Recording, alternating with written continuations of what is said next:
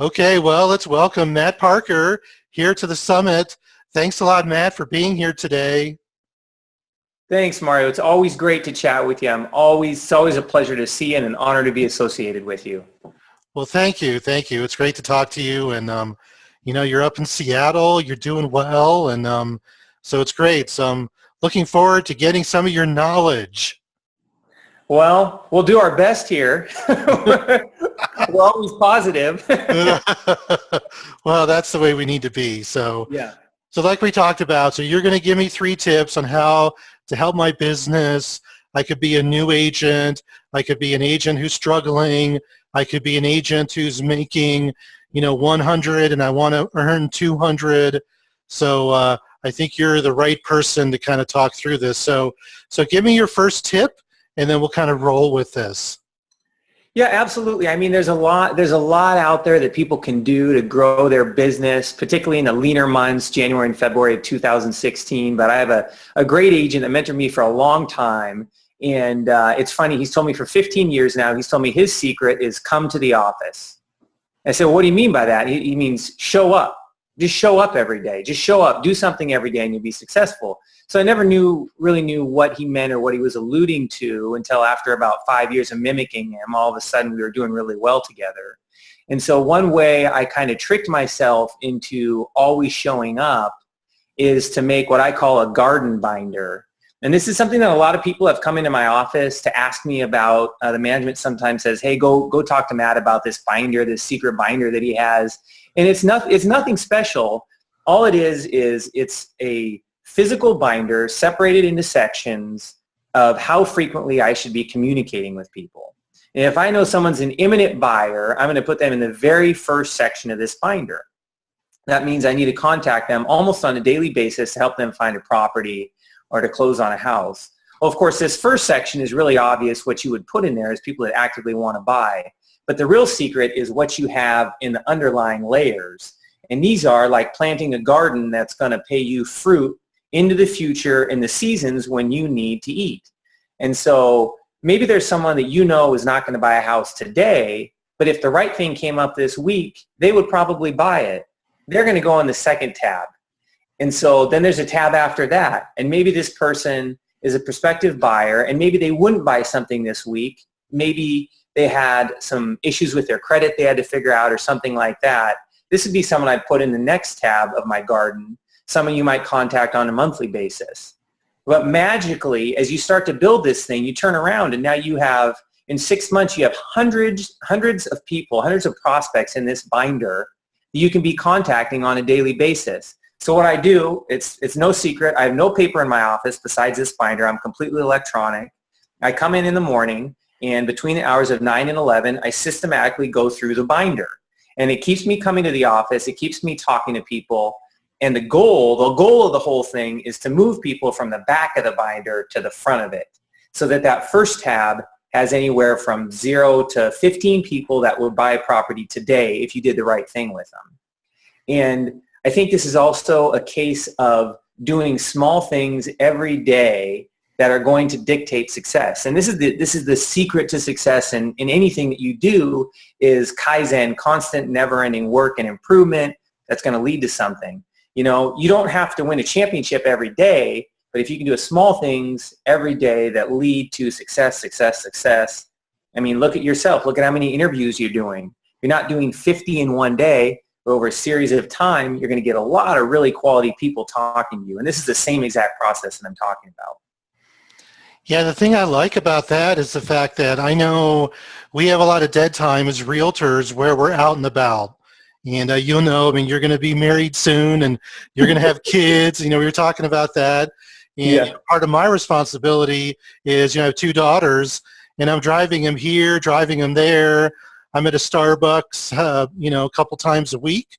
And what I like about what you're talking about is I could take that binder with me. And if I have dead time at Starbucks, I could be looking through my binder. That's absolutely correct. And it's as simple as this. Let's say there's the same barista, him or her, that I see every day. Let's say one day they mention to me, someday I want to buy a house. Well, you know what? If I get their contact information somehow, they go in that binder. Somewhere in that binder, they have an important place. And that's how you move people from the back to the front. People think you might be able to instantaneously pull these leads and pull these deals out. No, they've taken years to propagate and grow. And so the binder keeps you doing that. And every day you just work people to the front of it. It also shows people that you really care about them, which I do, if you contact them for years or months in advance. And it doesn't have to be much, just little touches here and there, but the consistency is a big thing. And that's why I like this silly little binder that I have. It's falling apart. I actually need a new one or some duct tape or something. But I like it because it keeps me moving through people in a consistent, positive manner, regardless of my emotion or the weather or the market or anything like that. So just to kind of understand it a little bit better, so do you handwrite the leads, or do you like enter it into a database and then print it out, or do you do it like through Excel, just to kind of get a sense of the mechanics of, so like if I contacted you, Matt, and I'm saying, hey, I'm thinking of moving to Seattle, how would you do that? Would you put me into a database and then print it out? Here's the beauty of it from my mind, is that no two pages look the same. So for you, I might print out the first page of your website and in color and make a couple notes on it. So that becomes 3-hole punch, and it goes right in the binder in today, a week, a month, 6 months, a year, 2 years, 3 years, 5 years. It goes somewhere in there. Now, another person I talked to, let's say I talked to another person today and they give me their business card. I might simply tape their business card to a recycled piece of paper, 3-hole punch it, and then put it somewhere in the binder. And so what this does for my mind, if it's on an Excel spreadsheet or in a sales database program, which I have a lot of experience with having worked in the MBA, my mind doesn't see the different leads or attach a personality to them. But if they're different within my binder, I have a greater sense of memory about what they're trying to do, and then I get other triggers throughout the course of the day. So they're all different. They're paper. They're 3-hole punched. They're put in the binder. Yeah, that's pretty cool. I mean, it's very visual. So like if you see my business card, you say, oh yeah, Mario, he gave me the business card at a Starbucks. And then you remember that. So it's kind of neat. That's exactly right. And it triggers, it triggers maybe a conversation. Maybe both of you just had a certain experience with a certain sickness or a certain challenge in your life, and it triggers the memories of those things. And in my opinion, those personal connections are what people go back to when they're deciding who they're going to pick as a broker, or at least consider. Right. Rather than just a name in a database. That's right. I mean, if they're just shopping for names or for commissions, there's a billion other options that they have out there. So why are they still choosing us? Right. Okay, cool. Yeah. Okay, well, let's go to tip number 2. Yeah, tip number 2, is this has a lot to do with my personality as much as it has to do with as much as it might work for people. I don't like any marketing that is becoming ubiquitous or blends in. And everything that I do, I like to have it be different or slightly off to the extent that it draws people attention in and makes them think about what they're seeing a little more than the other stuff across the board. So one thing that I did, and you might pop some examples up here on the screen, is in 2013, I thought, okay, everyone's hiring Zillow ads, everyone's hiring Trulia ads, everyone's got their face in the grocery cart at the grocery store. So I'm going to run a series of ads with a series of funny, creative stories that just really catch people's attention. And so one thing, can you scroll down on that to go to the top of that story? Sure. So scroll up. Yeah, sorry, that's it. Perfect right there. So one thing that I did is I approached the top local in South King County, the top local blog guy. He basically runs the online edition of everyone's local news. And I said, what if we run a series of stories that are completely fictitious, have nothing to do with reality, they don't hurt anyone, they don't get anyone in trouble, but run fictitious stories, save their advertisements, and then see what kind of response we get from those stories. So one of these stories that we ran was that I'm big into water sports, so we made a fictitious story that I petitioned the local government to actually build a moat around the entire city, and so that I could use a stand-up paddleboard around the entire city in between working appointments. And if this is, I mean, he built, you can see the map on the screen, and it looks really corny and cheesy and everything, but this was one of the top advertisements and stories they ran, I think, in that quarter, if not that year. You know, we had a lot of shares on Facebook. We had a lot of likes. You know, people still to this day, this is 3 years ago, I think, people still to this day bring up the moat idea. And a lot of people actually think that maybe I thought about doing it. I don't know how much I love water sports. They thought it was kind of real. But in any case, this was advertisement, my bang for my buck. I mean, I think these stories cost me about $75 a piece to run. So if you compare that across the board to other things that you could do and get no traction on Facebook or no traction on Twitter, or completely blend in at the supermarket, this is a very high return on these ads as far as branding and attention. And then you got the gluten-free thing. Yeah, so this same year, we took my logo, and you know, logos start to bleed together and look the same. We took my logos and we did creative, funny things with them that, again, would draw people's attention and may or may not even make sense. But I kid you not, to this day, people still call me the gluten-free realtor. And I just ate bread last night. I love pizza, and I especially love croutons with Parmesan on them. But when we ran these ads, it triggered some memory in people that I had run these ads. And, you know, as far as there's different types of marketing, but what you're doing online with Zillow and Truly and these types of things, you're placing yourself, you're strategically placing yourself as a choice amongst options. And I think the more attention that you get, better. Yeah, and you even got some comments, which is pretty cool. Lots of comments, and most of them are friendly. Matt, Yeah. where were you when we needed you? The water temperature sounds perfect. We could drain the lake and get water for the moat. Then pay. So people had fun with it. Someone says, great. We had a great time with that one. Cool. Okay, Yeah. Can we go to the next one, the Seahawks? Yeah, so this was funny because, you know, I think this is the year the Seahawks won the Super Bowl. And so the 12th man is obviously the name for us as fans up here in Seattle. And then so with this one we ran, hopefully you can see at the bottom of the screen here, it says listing commissions 12%. Yeah. Which of course is double the normal commission rate. So again, something that would catch people's eye, that was fun, that might make people giggle like you just did, and say, okay, he's out there, he's working hard, he's having a good time. That's the point of these ads. And they worked. They absolutely worked. Yeah, and you're a Seahawks fan too. Absolutely. You have to be. You have to be. Okay, cool. And then the third one here? This is just another funny one. I don't know if you can read this on your screen at home, but it says 9 out of 10 dentists recommend flossing, and the other one recommends Matt Parker. So again, that's the reaction I'm looking for out of people. And like I say, they really worked. They were very successful ads for us. That's good. That's really good. Yeah. You know, the thing I always say, going back to the regular screen now, so one of the things I've always been a big believer in sales and real estate, a lot of what we do, our success is based on our creativity. You know, thinking about what we do, being different, and, you know, being kind of fascinating.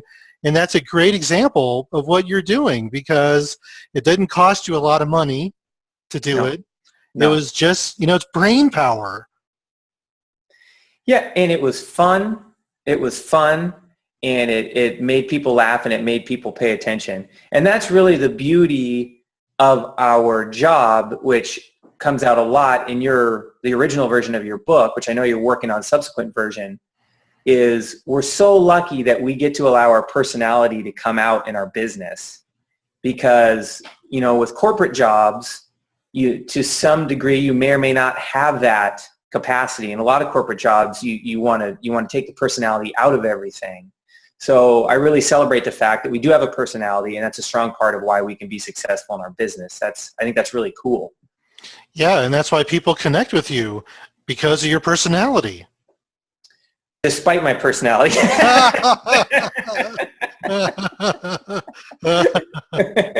Well, that's good. Well, okay, that's a great tip. Okay, so let's move to tip number 3.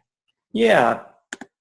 So what can happen, and the first two have been very positive, and we've talked about things that are humorous and positive in nature, and what can happen, and you feel it especially in Seattle. I don't know if you feel it quite to the extent in Colorado, because you guys get a lot of sun in the wintertime. But January and February they're a letdown. I mean, the real estate market here is not really active during that time. There are sales, but it's maybe half the volume of March, April, May. And it's dreary. It's cooler. Everyone's complexion comes a little bit more Twilight vampire. And so what can happen is you can run yourself into a place where you start to get negativity and approach your business negatively. So even during those times in the months of January and February, as I'm going through that binder, if that's getting stale or I'm not getting results out of that, I actually start a process of counting how many no's I can get in a given day. And this is not my idea. This is from historic sales literature and things like that. But just start asking people under what conditions they would list their property, or under what conditions they would buy a home today or in the next week or in the next month. And what's funny is if you do that with people in your database or new people that you're meeting, you can make sales out of thin air that would not have been there otherwise. So when the market kind of gets dreary and people get dreary in the wintertime, I refuse to let the market dictate what's going to happen in my life as a real estate agent. So I still ask people as much as I possibly can, what would it take to do a deal? And then I make a game out of it by counting no's. And if you want, that's when you can set up an Excel spreadsheet and see on a Monday how many no's you can get, on a Tuesday how many no's you can get. And all of a sudden you come to Wednesday, you make a random phone call and you magically sell a property. And that could be a winter month, January 13th through, winter week 13th through 21st or something like that. You make 2 sales based on the idea that you're just showing people you're still interested in selling real estate. That's good. That's good. And Yeah. I think all of us, we have cycles in our market. And, it could be, like you said, January, February. I know in my market, once we hit Thanksgiving, the December holidays, New Year's, it's kind of like, the dead zone, not a lot happening. So that strategy of trying to count how many no's you can get and really use that as a way to kind of motivate yourself and not get so disappointed. But it also keeps you moving, rather than just kind of not doing anything. At least you are being active, and goes back to what you said with your first tip. I mean, you're showing up.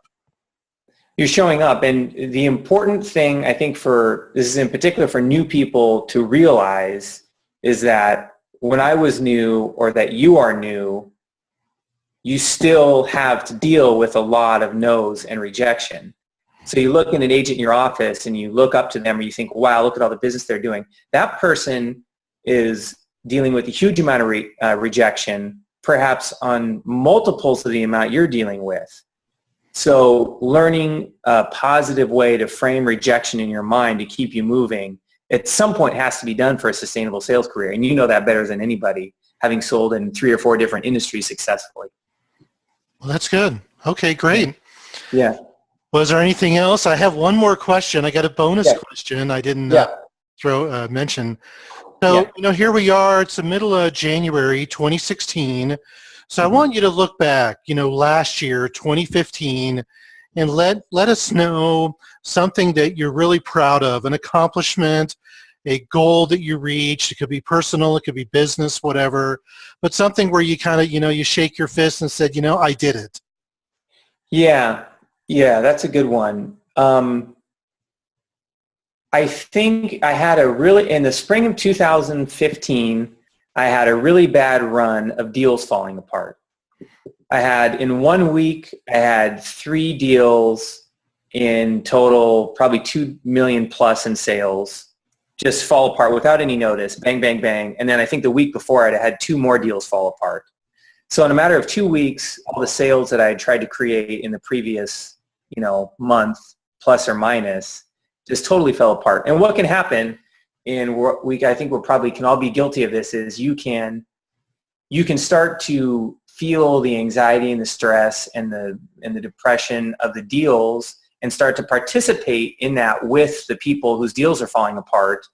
And from there, the whole thing becomes sad and kind of rolls in a negative direction. and people start feeling bad.